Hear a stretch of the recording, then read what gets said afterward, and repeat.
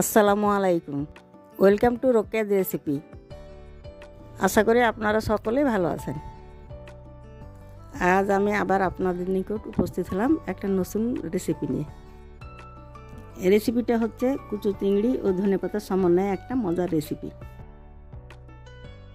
আমার রেসিপিটা ভালো লেগে থাকলে লাইক দিবেন, বেশি বেশি শেয়ার করবেন, আর চ্যানেলটিতে নতুন হয়ে থাকলে সাবস্ক্রাইব করতে ভুলবেন না যেন।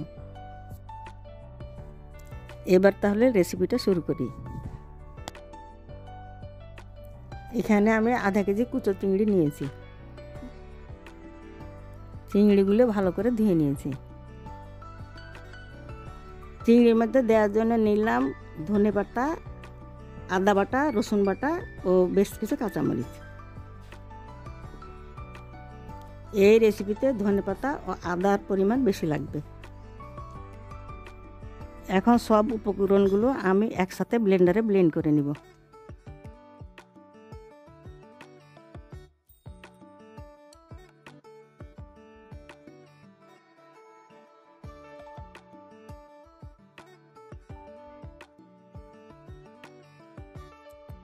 খুব মিহি করে ব্লেন্ড করতে হবে।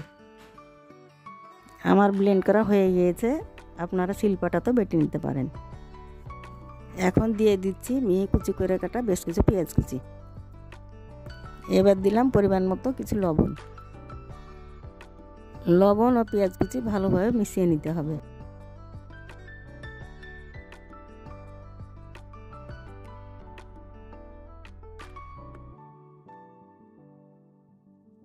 খুব ভালোভাবে মিশানো হয়ে গেছে।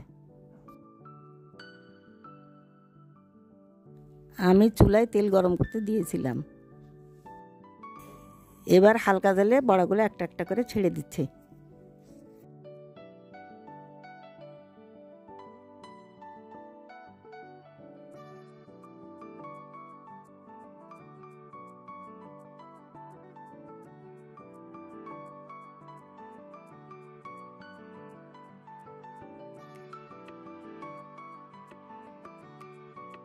এক পিঠ ভাজা হয়েছে, এবার আমি বড়াগুলো উল্টিয়ে দিব।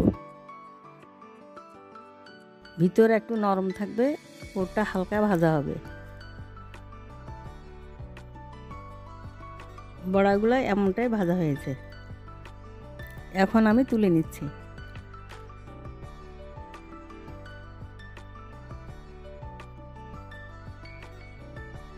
বেশ রেডি হয়ে গেল আমার মজাদার কুচি চিংড়ির বড়া।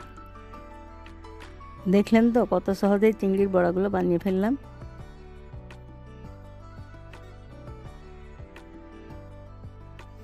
অবশ্যই আপনারা বাসায় রেসিপিটা ট্রাই করবেন।